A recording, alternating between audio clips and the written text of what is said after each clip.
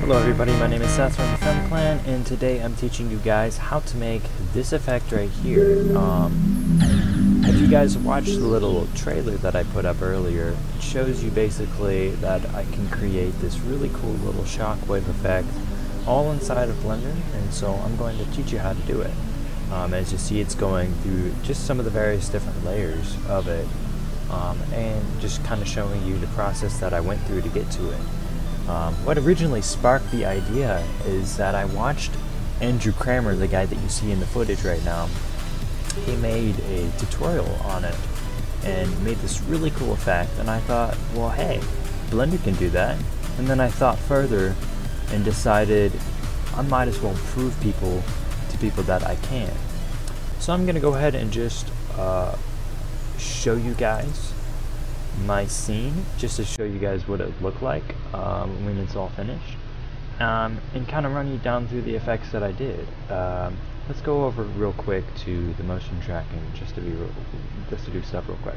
And so the first one that we did is we actually, if you can see it in here, I did use the motion tracker for this part, but I basically made these gun lights on the side of it right here, which, if you saw in the footage before, created a very nice, very clean looking effect to it. And that's kind of what we want. We want this kind of blank, sort of bland looking gun to pop out with these really nice looking lights. And so we're going to be creating that. One of the other things that we did is we made sort of a very simple muzzle flash.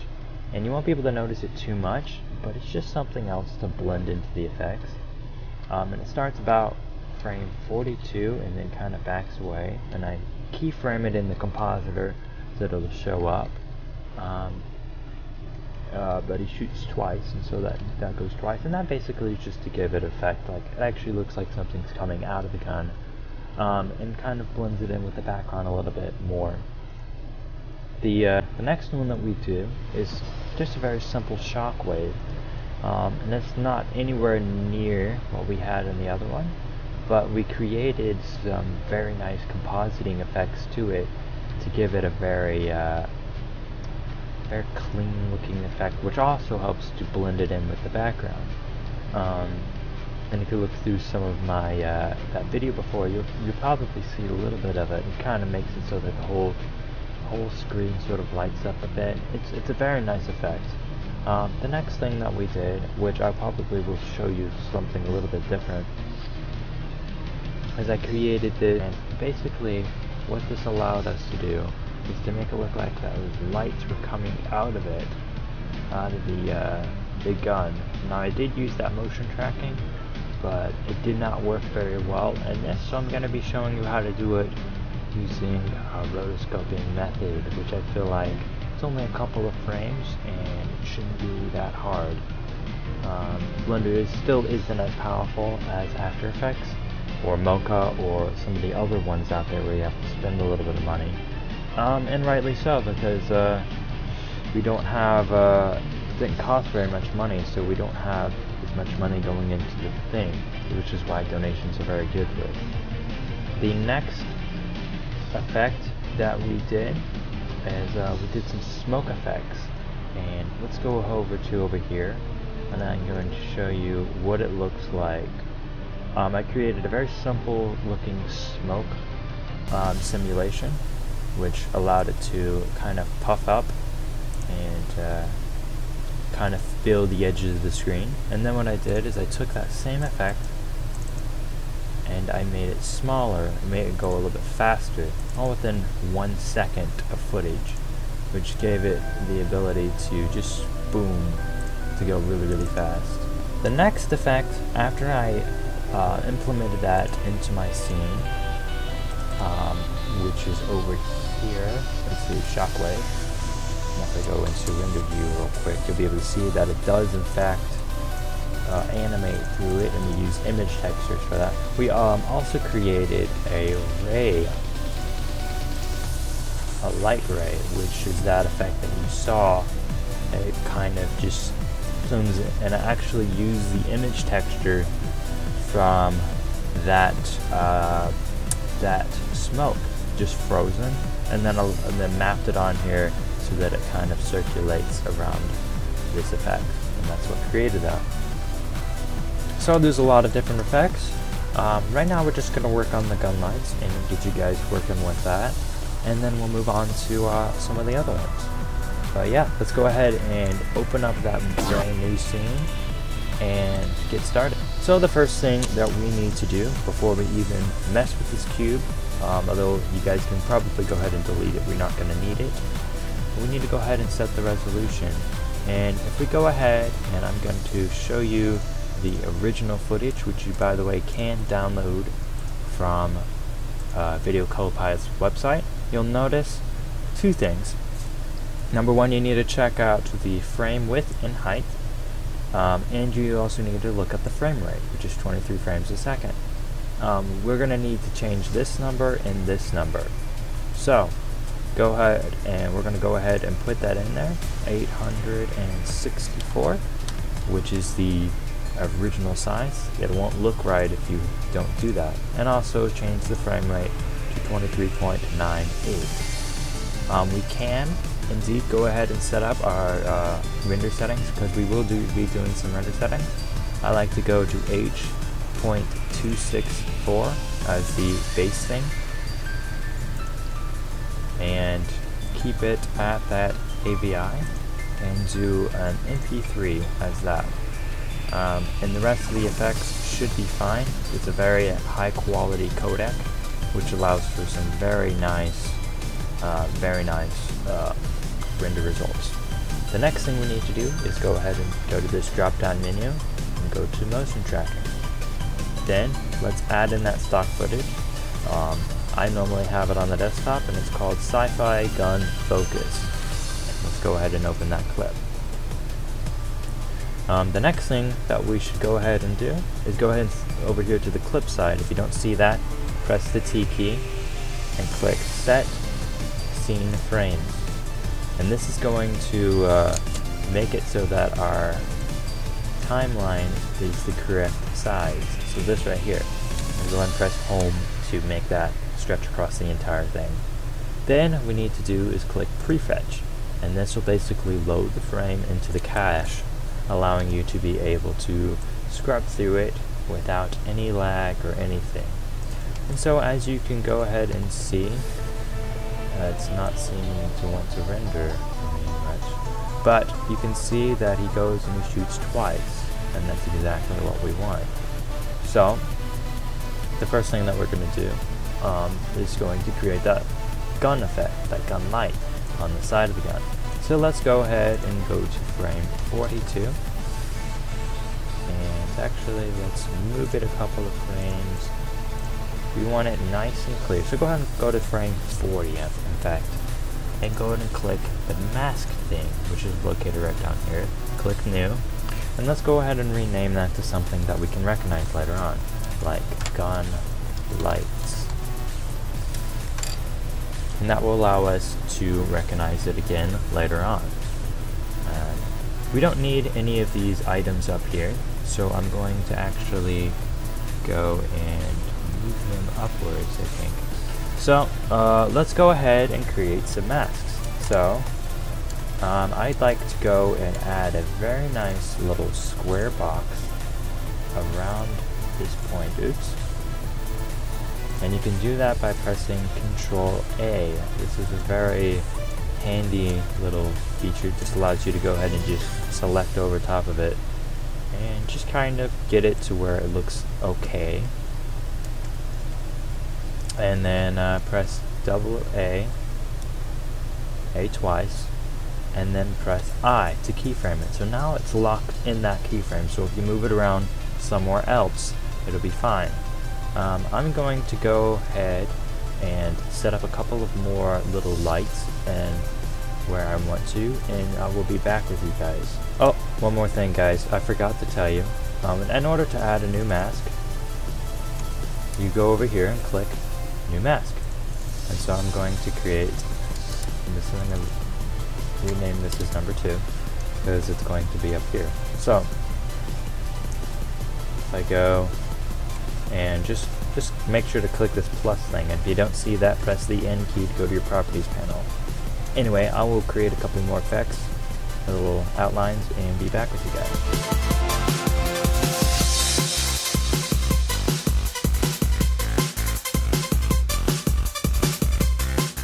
And one thing you guys can do, taking a little break from that, is you can actually go up here and add these specific different shapes. So like for example the circle, which is just a great way, and you can get some very nice looking effects from that. And so I went ahead and created this circle to fill in this little area right here, which is perfect. And so that looks about right. You don't need too many things. You just want to make it look a little bit better, make it actually look like it's a sci-fi gun and everything, and which is exactly what we want. And so when you're finished, make sure to press A twice and I to keyframe it. And then once you have everything keyframed by pressing I, jump back just a couple of frames until you can see some good motion where it stops, and go ahead and move everything into its relative position. You can jump up a couple of frames just to see where that line is. For example, we want it right here and right here. So I'm going to take this, set that there, and then I'm going to move these right here, pressing B to border select that, for those of you guys that don't know, and just get it into its relative position. Press IA twice again, and I to keyframe. And you can go frame by frame, and some of these a little bit more random ones. Just like that. You don't want to... And then again, we can add some motion blur eventually later on. But you just kind of want it to follow the gun itself.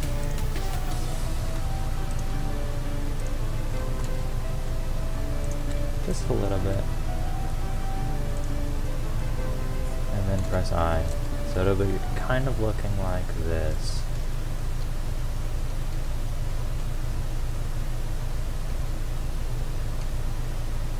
And so I'm going to go ahead and fix this frame right here. You just kind of, you make some broad strokes and then go back in there and kind of rotate it a little bit and make it look a little bit better. This method is referred to as rotoscoping, which is a very nice way to create good effects without the use of a green screen or motion tracking. I do wish that Blender had a better powerful motion tracker, but you know, you can't get everything. So I'm just, you know, continuing to rotate these with the R and scaling them around and just kind of positioning them in sort of a way that would allow it to be better as an effect overall. And this is a fairly time-consuming process, so I would suggest that you go maybe, you know, get something to drink, get maybe get some music, and just kind of relax, because it will take a long time to get these effects in a way that does look presentable. So, and you don't need to do things over the top because the main focus is going to be over here. But it is a good idea to make sure that you do everything that you can. So for example, like that looks about right. And you wanna be able to capture some of the big motion movements very well, and you can actually keyframe it so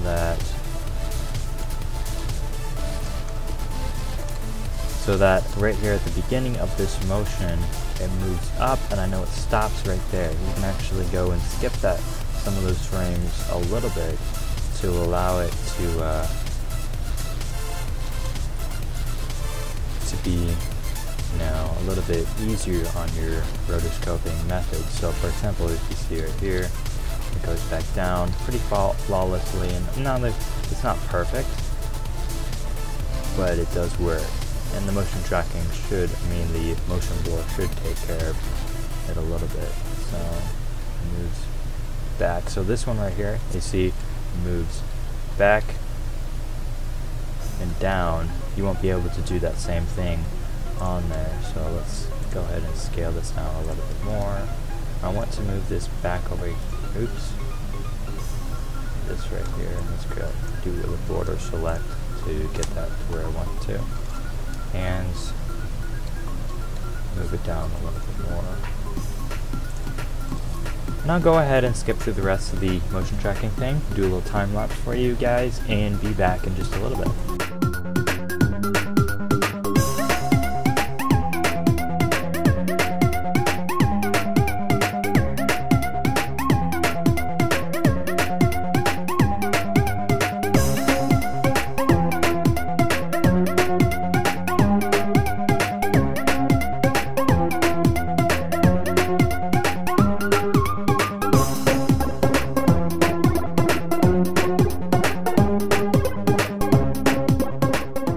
Alright guys, so I did complete this a little bit more. I might add one last one right down here and just kind of scale it maybe on the y-axis a little bit. Let's rotate it back up like this, scale it on the y a little bit.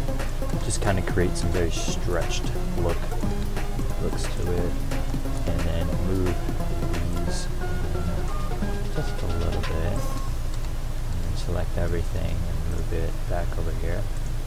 So to create some very stretched looks. But after it, like right here, when the gun becomes out of focus completely that side, it's best to go and create your keyframe and move it outside of the footage so as to allow it to not have to process that. And so let's go ahead and play through it. And as you can see, it lines up very nicely. It's not perfect, but then again, we don't need it to be perfect. So I'm going to go ahead and show you guys how to set this up in the compositor. To go to the compositor, go ahead and click compositing. And right up here in this thing right here, and click use nodes. And now we aren't going to be using the renders layers, so let's go ahead and delete that by pressing X. Then what we're going to do is go over here to add, and put at the very bottom, and movie clip. And then we're going to go right here to browse movie clip to be linked, and click SciFi gun focus, which is that video effect that we did.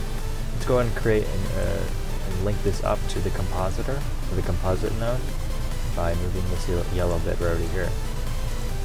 Then what we're going to be doing is go back to add, input, mask, and then right over here in this mask symbol, select mask gun lights.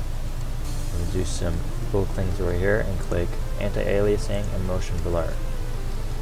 Now I know I set this to 100% before, but I actually want to set it to 50%. That way it'll render a little bit faster and we can see the same thing.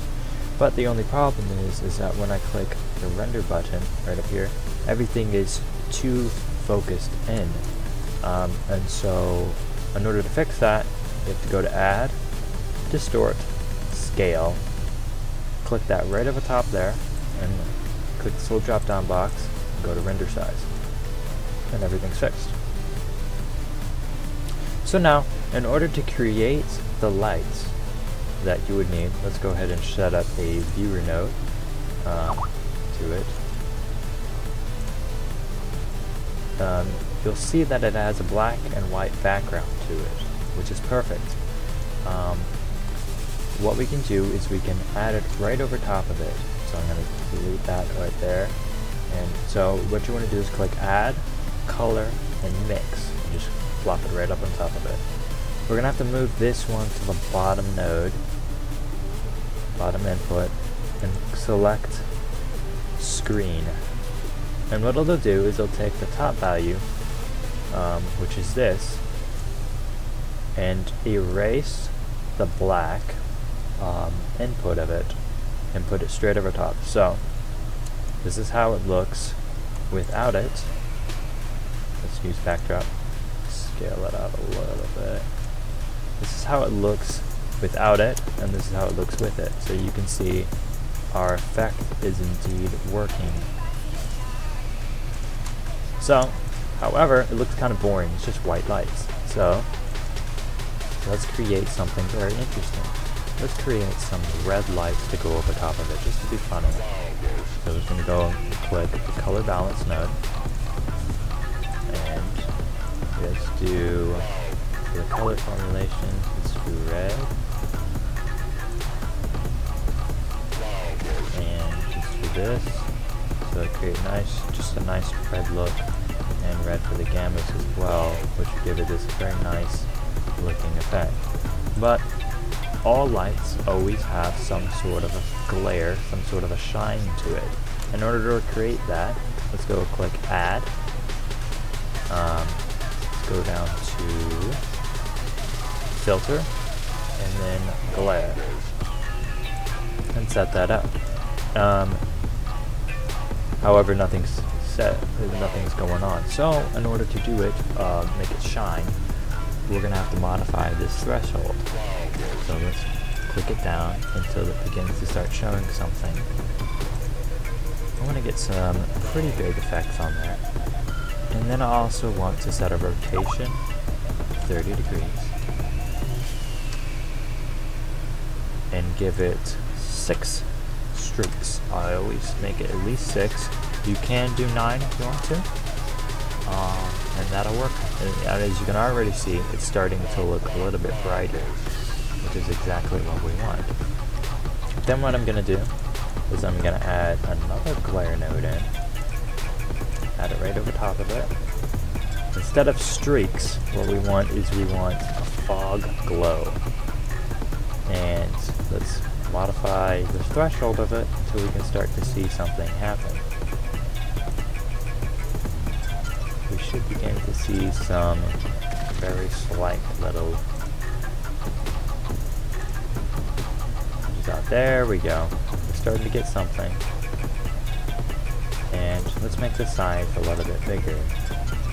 And if you don't like that right there exactly, I'm going to go ahead and notch it down just a little bit, because it is not the focus of it. And then what we're going to do is we're going to add one last glare node to it and make it ghosts. And what I mean by ghost is, if you see right here, this little line, let's make some color variations to it. Let's actually just go back to 0.25. Anyway, basically what glare nodes are is, if you see like a sun or something like that, it takes it and it sort of just reflects it across the scene. So let's move it back a little bit.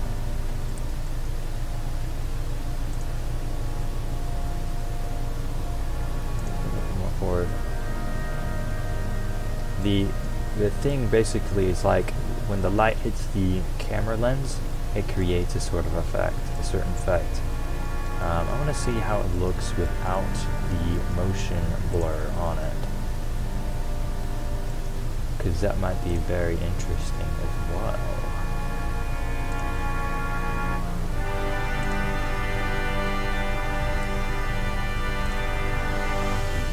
Just as a matter of playing around with certain effects. I do think it would need something like right here. Let's not do 16 samples on the motion blur. Well, 16 is fine, I guess. But let's instead move the shutter to maybe something like 0.1. How about 0.3? Yeah, we need to play around with it because it looks like it's being a bit too harsh, the motion blur. And so it looks like 0.3 will be just fine. Although, let's go and see what frame is this. 36. Let's do it about 40 and see how that looks. But we do also want some very harsh edges to come when it gets into focus.